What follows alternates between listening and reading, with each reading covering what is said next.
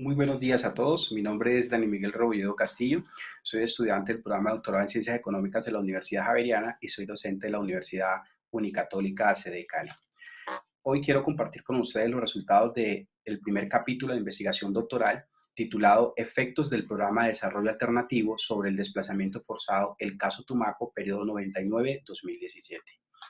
Estaremos revisando el resumen, la introducción, la hipótesis, los objetivos, la estrategia empírica, los resultados y pasaremos a ver las conclusiones de esta investigación. Iniciamos comentando que, mediante la utilización del método de diferencias e indiferencias, se realizó la medición de la influencia del Programa de Desarrollo Alternativo, de ahora en adelante PDA, sobre el número de desplazamientos forzados en el municipio de Tumaco, Nariño, en el periodo 99-2017. Se comparó los desplazamientos de Tumaco frente a los desplazamientos del municipio de Florencia, Caquetá, el cual utilizamos como municipio de control. Los resultados muestran que el número de personas desplazadas forzosamente en Tumaco se incrementó en promedio 529 por cada 10.000 habitantes frente al municipio de Florencia, por lo cual se puede decir que el programa de desarrollo alternativo generó afectaciones negativas no esperadas sobre la población. La buena intencionalidad que tengan las políticas públicas no garantiza el éxito y por el contrario se presentan muchas consecuencias involuntarias que terminan afectando la relación de equilibrio entre el costo y el beneficio de la política. Este es el caso de la política antidrogas, aplicada en Colombia desde el año 1985, sobre la cual Mirón, Abadía, Acevedo, Kluger, Vargas, Del, Calderón, Robles, Díaz, Calleros y Magloni han encontrado que se producen efectos no esperados, no deseados a la aplicación de la política, tales como aumento de la delincuencia, aumento de la violencia, aumento por la disputa por el poder territorial e inclusive aumento de las ganancias para los grupos armados ilegales que están detrás de este negocio. Por otro lado, Mejía, Pren y Vargas analizaron en el año 2019 el efecto causado por el anuncio del acuerdo parcial sobre drogas cuando aún se estaba negociando el proceso de paz entre el gobierno colombiano y la exguerrilla colombiana, encontrando que este anuncio había provocado un incremento sustancial en el número de cultivos ilícitos en el país, disparando entonces a partir de 2014, llegando al 2007 a obtener valores superiores a los que habían al inicio de la serie de estudio en el año de 1999. Ahora bien, ¿qué se entiende por el PDA? La Oficina de Naciones Unidas contra la Droga y el Delito lo define como un proceso para prevenir y eliminar los cultivos ilícitos de plantas que contienen drogas narcóticas y sustancias psicotrópicas, y esto hacerlo a través de medidas de desarrollo rural, las cuales deben considerar las características socioculturales propias de los grupos donde se va a implementar la política. Es importante considerar que la erradicación de cultivos ilícitos, que hace parte del PDA, generó efectos no deseados sobre el número de desplazamientos forzosos. Así lo demostró Sacipa, Recompás, Quintero Restrepo y la misma Defensoría del Pueblo. Por otro lado, Díaz y Sánchez en el año 2004 demuestran que existe una fuerte correlación espacial en la producción de coca y la actividad armada ilegal.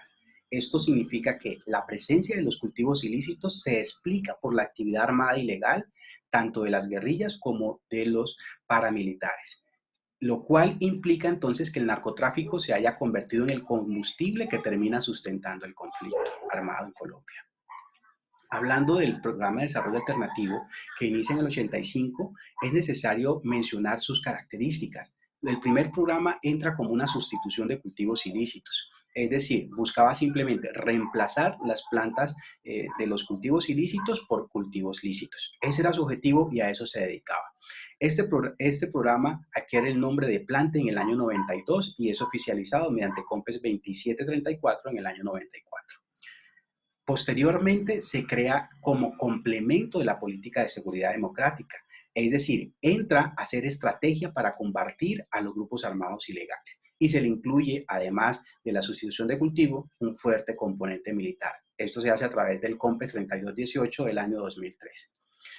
Finalmente, en el año 2016 se denomina Fortalecimiento de la Paz y es creado para fortalecer los acuerdos de paz. Este COMPES no ha sido implementado aún en su totalidad, por lo cual esta investigación se centra en los efectos de los dos COMPES anteriores.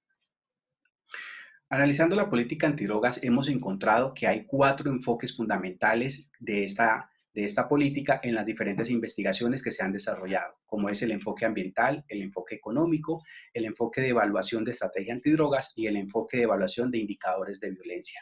Con esta investigación estamos aportando al enfoque del análisis de evaluación de la estrategia antidrogas, fortaleciendo la investigación y los resultados que sobre ellas ya han encontrado otros autores. Estamos identificando que la aplicación del programa de desarrollo alternativo tiene como efecto negativo el incremento del número de los desplazamientos forzados.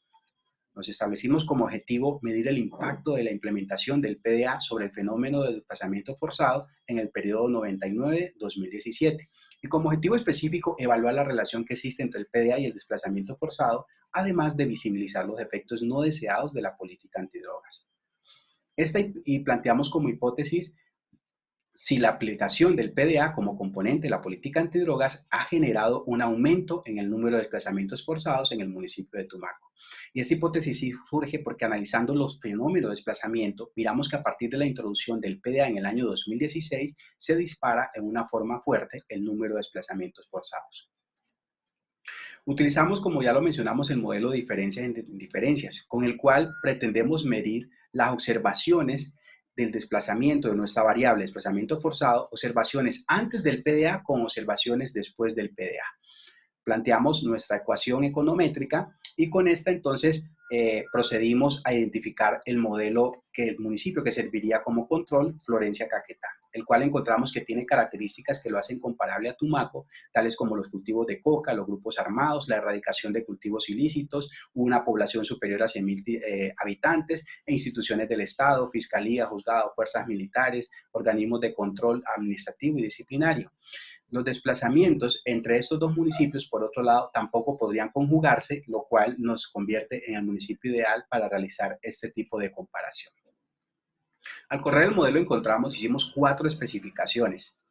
Estas especificaciones en la primera no incluimos variables de control. En la segunda incluimos el número de hectáreas de coca erradicadas manualmente y la presencia de grupos armados en conflicto. En la tercera incluimos el gasto social para medir la inversión del Estado, qué impacto tenía, y luego incluimos también el número de hectáreas de coca erradicadas manualmente frente al gasto social.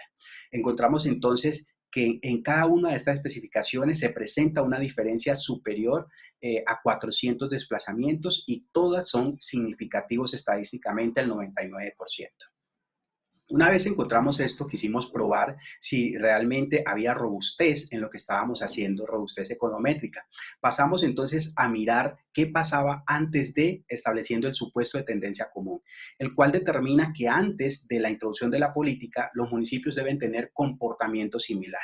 Efectivamente, en la gráfica podemos ver los números de desplazamiento entre Florencia y Tumaco, y de hecho los de Florencia parecen como si fueran un poco más superiores, pero tienen un comportamiento similar.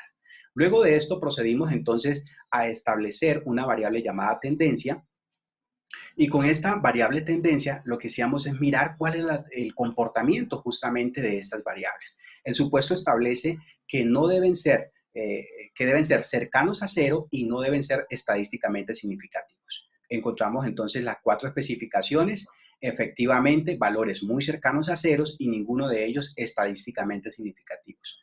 Luego procedimos a correr las especificaciones con variables de control, pero ya utilizando el método de diferencias en diferencias otra vez en el periodo 99-2005. Y encontramos nuevamente que las variables, los resultados son cercanos a ceros de nuestra variable en estudio y ninguno de los resultados es estadísticamente significativo, lo cual entonces nos lleva a concluir que en forma efectiva el PDA se transformó en un instrumento de lucha contra la insurgencia y que esto lo convirtió en uno de los factores responsables del incremento del número de desplazamientos forzados en Colombia. Pero no queremos decir con eso que la política está mal o que no deba aplicarse.